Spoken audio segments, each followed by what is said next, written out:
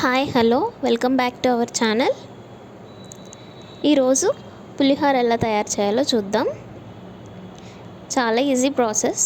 ముందుగా రైస్ అయితే ఉడకపెట్టుకునేటప్పుడే మనం ఇలా చింతపండును కూడా తీసుకుని హాట్ వాటర్ వేసుకుని పక్కన పెట్టుకోండి.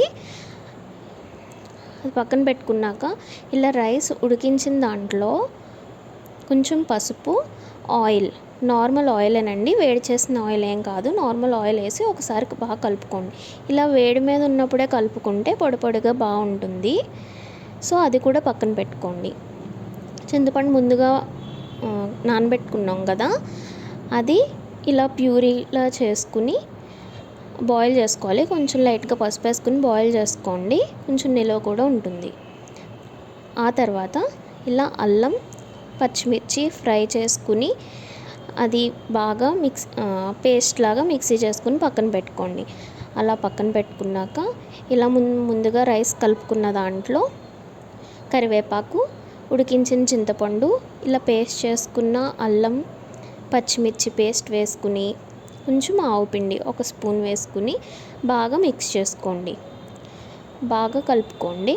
అంటే ముద్దలు ఉండలు అలా కాకుండా మొత్తం రైస్ అంతటికి ఈ ఫ్లేవర్స్ అన్నీ పట్టేలా బాగా కలుపుకోండి. అలా కలుపుకుని ఆ తర్వాత ఒక ప్యాన్ తీసుకుని 2 టేబుల్ స్పూన్స్ ఆయిల్ వేసి ముందు గ్రౌండ్ నట్స్ అయితే వేసుకోండి. ఒకవేళ మీకు ఈ ఫ్లేవర్ నచ్చకపోతే ఇవి స్కిప్ చేసేయచ్చు.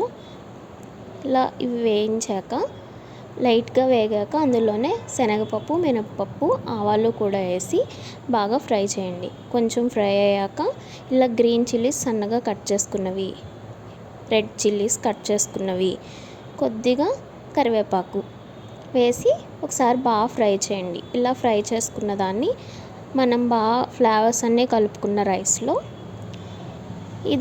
ఈ తాలింపు అంతా వేసి ఒకసారి మిక్స్ చేసుకోండి. అంతే.